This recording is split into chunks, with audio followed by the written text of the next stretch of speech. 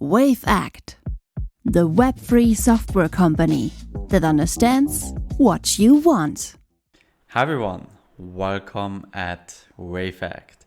Today with Ayesha Mubarak Ali, who is Forbes 30 under 30, has her own studio and is co-founder of MetaVisionaries. And even more interesting, she sent her own art into space. And today we will talk about why creatives are more important than ever despite AI. So, Aisha, I'm super grateful for having you here. Thank you for that. It's actually our second time. Yeah, thank you And for having yeah, me. yeah, sure. If you know, you have a lot of very interesting things to say. So I want to give you the opportunity to do so. And yeah, I would say before we start into this topic, is there something I missed maybe that you want people to know about yourself, or something interesting that you just did in the last couple of months that I don't know, could be interesting to share? Yeah, so first of all, thank you for the great introduction. I think you pretty much covered everything. But yeah, last few months I've just been, working in the same direction, more and more initiatives on how to take more stuff to space, meaningful projects to space. So yeah, everything has been in that direction. Obviously, making a lot more use of AI in an ethical way, if I may quote. So that, and then obviously, my own personal projects in custom machine learning. So if anything resonates within those domains, I would love to answer that. Okay, cool stuff. Sure, let's do that. Well, when we talk about AI, right? Obviously, huge topic, right? How did that actually affect your work, right? You have been a fusion tech artist before, so how did it affect you specifically, and how do you think it affects others? That would be interesting too. Yeah, I think everyone would agree that AI has affected them either directly or indirectly somehow. Because even if they're not AI artists, or even if we're not calling ourselves as direct users of AI. I mean, the way we consume information on the internet, the way we interact with information, that has majorly shifted. And of course, that in return changes how people then view art in general, because of this quick image processing, quick image generating, and this equal accessibility to do so for each one of us. I think it allows us to kind of, rethink what art is, especially when I'm talking about the use of AI in creating art. So I think that's something, me as an artist who has been interested, like even coming from that standpoint, I've been working on AI and custom machine learning way before AI became mainstream. So I was working before COVID. I was working on projects that um, brought together emotion mapping, data fusion, and data collection, like huge data sets, and turning them into some form of robotic fashion pieces and stuff like that. But my point is that, having even that background, it's just, it has majorly shifted how I see the world, how I then in return change that information, whatever I'm perceiving as an artist, and bringing it into my work. So like I said, even if you're an artist or not, even if you're a content creator, video editor, whoever you are, AI has penetrated your lives, and you're just thinking how to use that. Absolutely. As you said, it probably affected everyone, right? It's really hard to ignore right now. One thing that makes me think a little bit is when you're an artist, a lot of the stuff that you do is based on your personal brand, obviously, but also on scarcity, right? How rare is something? And when we think about AI, and I would really love to hear your opinion on that, if you feed an AI with your past works, it can imitate your work, right? To some extent, maybe, how do you view that specific aspect, and how it sounds kind of negative, right? Because it can actually replicate your work without you being there. What's your view on that? Yeah. So, when Midjourney came, I've been like using its all versions, and I've seen like it progressing and becoming better and better at kind of delivering what we're asking it. Obviously, prompt engineering has a role to play in how we kind of we are thinking about the artwork. So in a way, I would say at the end of the day, because we're now living in fast consumption, overwhelming, role of images, because in the past there was nothing of this sort. So scarcity and individuality of an artist was important. Okay, this is important to consider, because every artist has their identity, and their identity is derived from not just one piece, not just two piece, but how they live and how they reflect on their life, and then they turn that into art. So it's not just the art that you put out. Okay, otherwise everyone is an artist.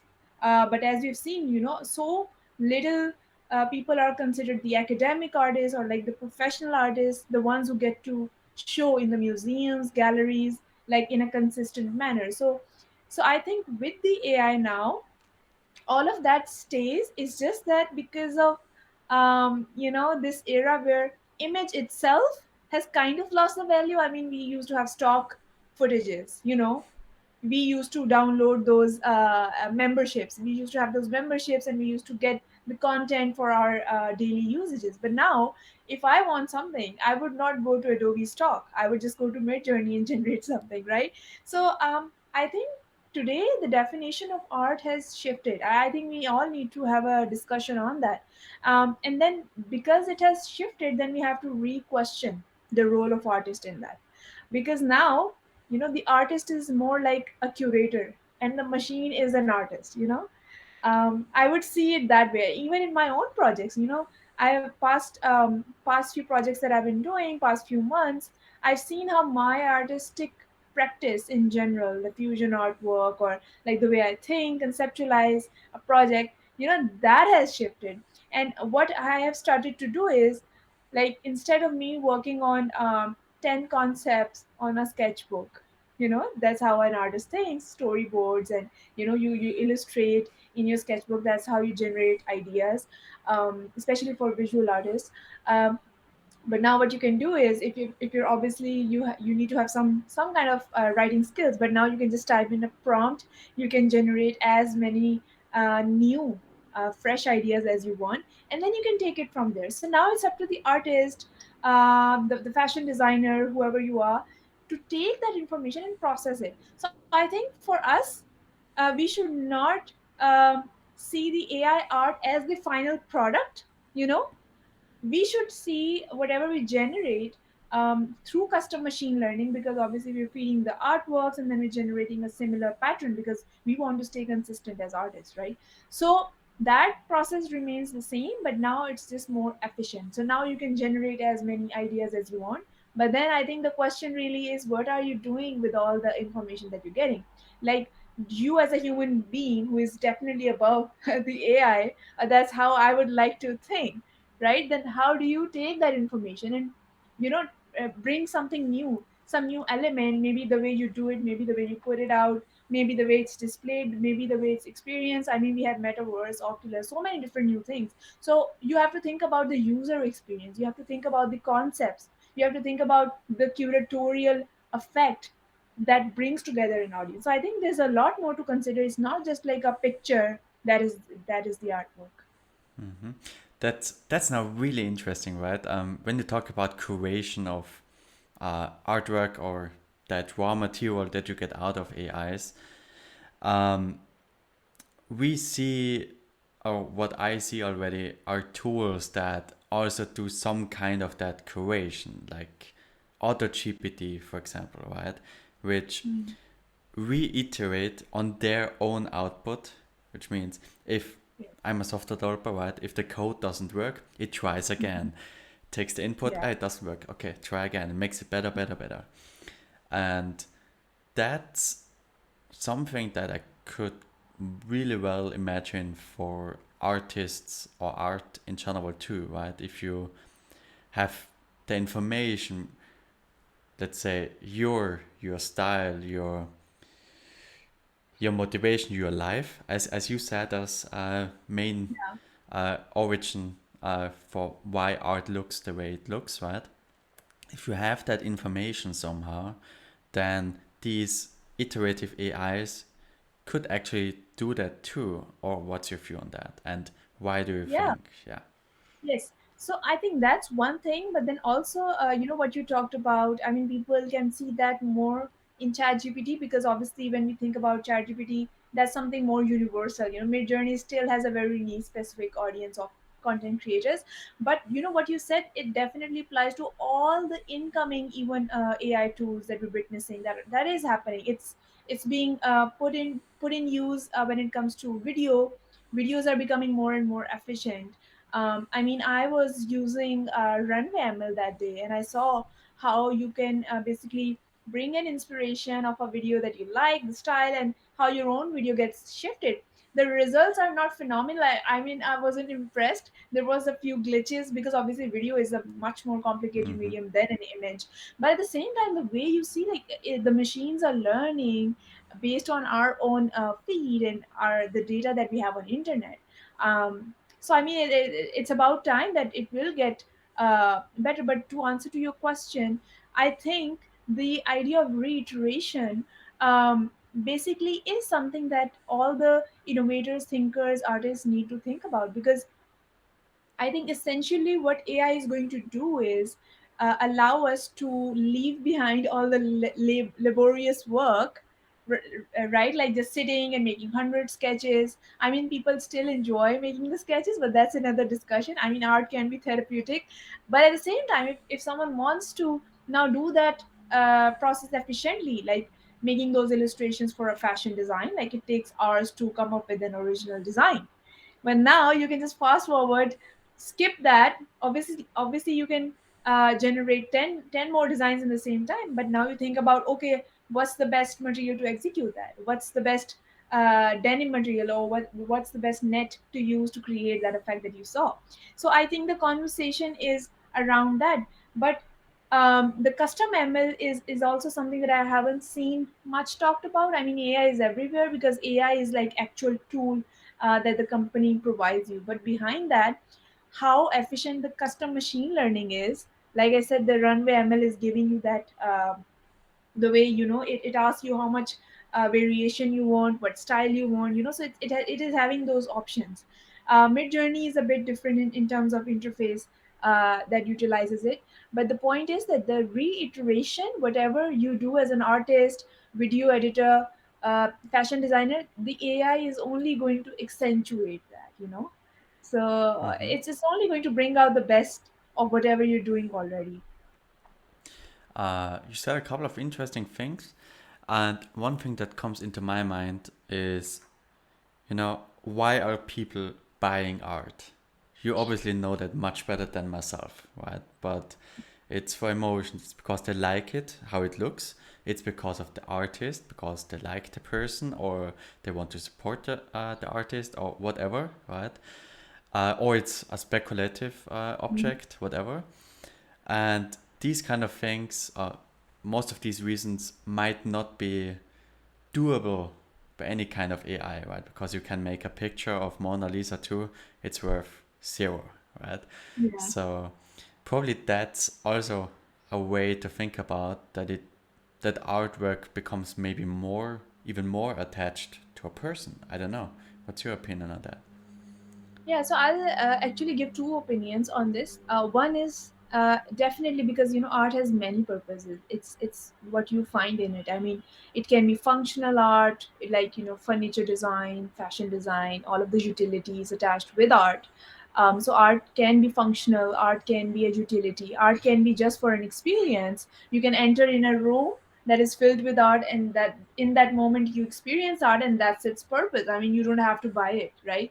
But at the same time, some people are collectors. They want to own it, they want to experience the same piece every day because it resonates with them to some level that might not be resonating to other people. So I think art discussion around art is quite subjective. So people buy it for all kinds of purposes. But at the same time, having art and experiencing art, like I said, it has changed its meaning. So again, it really depends on who is interacting with that, I would say. Mm-hmm. Okay. Yeah, absolutely agree with that. Um, maybe let's step a step back, whatever. Um, AI basically came when I think nobody really expected that, right? It was Yeah. like Yes. ChatGPT was there, and suddenly everyone used it, and yeah, it was everywhere. But before that, and that's when we actually got in touch, we had Web3, right? That was the latest large hype around there. So I think it's interesting to know how your view on NFTs and metaverse in general. I see you still have metaverse in your bio and everything, but Mm-hmm. how did your view on that change? Do you think it's still relevant to artists? And if so, how? Okay, so Metaverse definitely had its hype period, just like NFTs, Web3 world, like we have seen all of that. Mm-hmm. That's when we actually connected. But I think Metaverse, to be honest, is still relevant to me personally, because see, with MetaVisionaries, this is what I actually discuss, and this is a conversation that how do you make a VR world which is obviously developing in terms of how you experience the VR world, but then also through the headset quality. I'm talking about the both things. So how do you navigate that by actually bringing some kind of impact in the metaverse? Okay, and that impact has to be long term. It can't be okay. You did a great event, but now what? Okay, so not many people would be interested, because at the same time VR headset makes you dizzy after a few hours. It just makes you dizzy.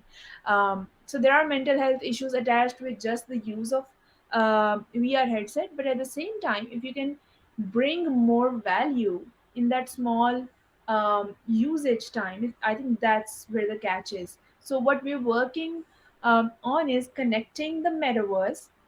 And by the way, we built like a spaceship within the metaverse where people can come, they can sit, collaborate with scientists, and they can have those meaningful discussions while creating and moving objects. Like if someone wants to learn how to move a spaceship and what are the different parts of a satellite or a rover, anything to do with space aspects, right?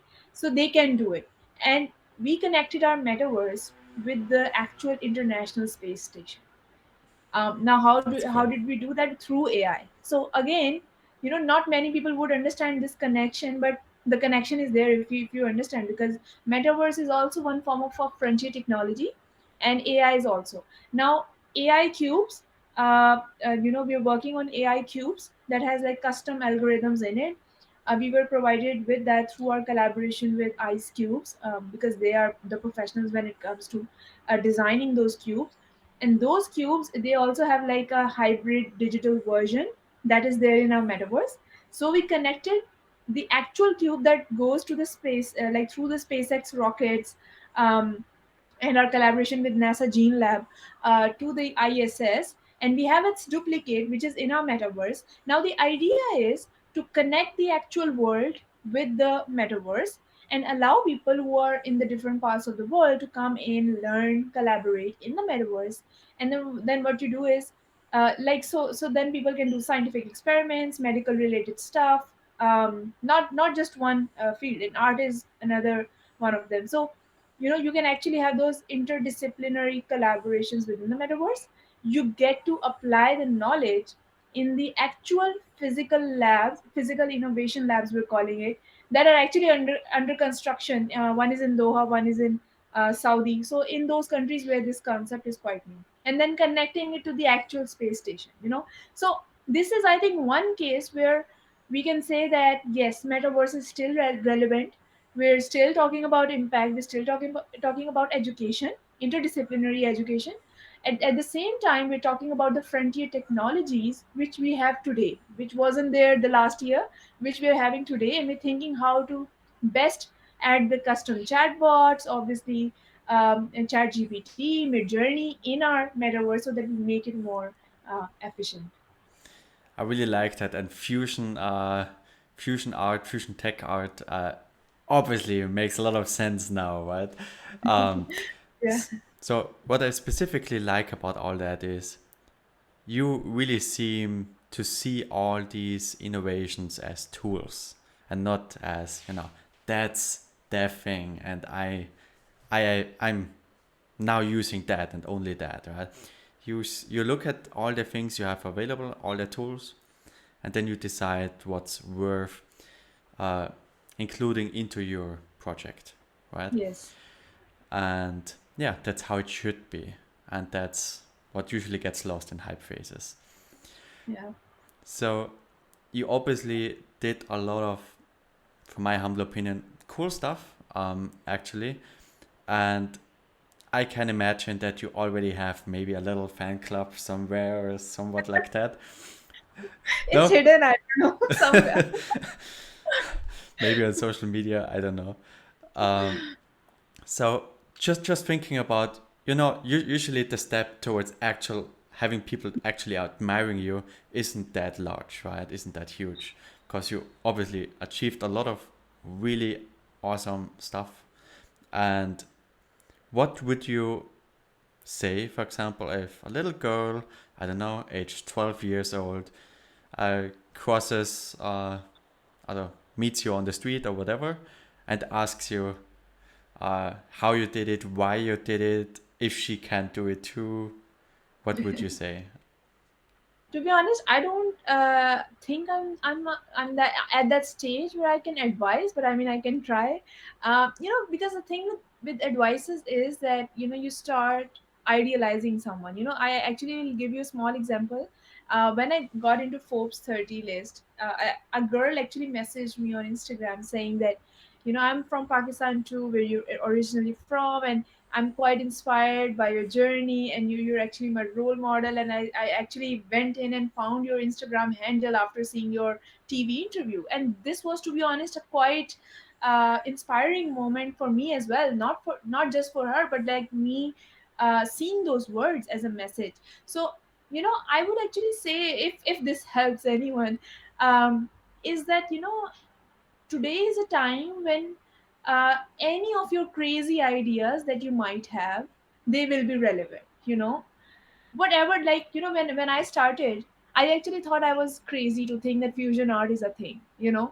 I didn't have enough examples, and that's something that I just felt that I want to bring to traditions with the technology and somehow talk about fashion. I didn't know how to do it in the start. The process was quite tough just because I didn't have enough examples, for me to look at.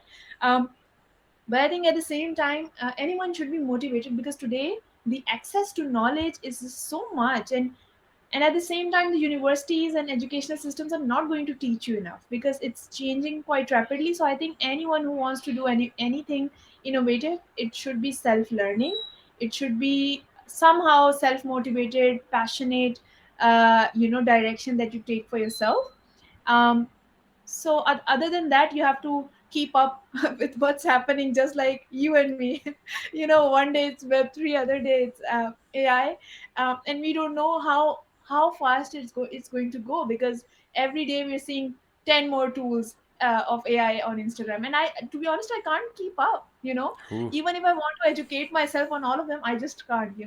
So I think the education system is becoming way more irrelevant. It's all about your approach, what you want to do. And I think today is the best time for anyone to start anything if they want. Awesome, that's great to hear. Um, awesome. Maybe, as always, three key takeaways for people to remember from this. Okay, so first takeaway should be that even if you think that space is something irrelevant for you, don't say that. It's not a foreign concept. Space is going to be relevant for everyone. Just see where it fits with you, but definitely start shifting the mindset, and start researching on space, because space economy is huge and space is the next frontier. Okay. Second, like I said, self-paced learning, it's nothing that one person can teach you. It's a lifelong process, so learning should go hand in hand with execution and projects and everything else. Third is just you have to start. There is no perfect project. There will never be a perfect project, and you will never know when the perfect project is. So just keep on going, and it's a process. If I'm on Forbes, it's because they saw my last 3 years journey as an artist. It's not because they liked one project or one picture. So it's definitely a journey, now I'm sure. That's even better, right? Than just having one thing and you done, Yeah. it's much more confirming, I would say. Um, yeah, cool. I would say that those are three great key takeaways for people to remember. And what I particularly liked is the second one. It's about execution. Don't just Mhm. learn, read, whatever, which is great. But if you don't act on it, it's worth, I don't know. I wouldn't say nothing, but not much, right? So, with that, I would say thank you, Ayesha, for your time Thank you. and for sharing your bits. Thank you. Thank you for having me, Kevin. Sure. Wavect, the web-free software company that understands what you want.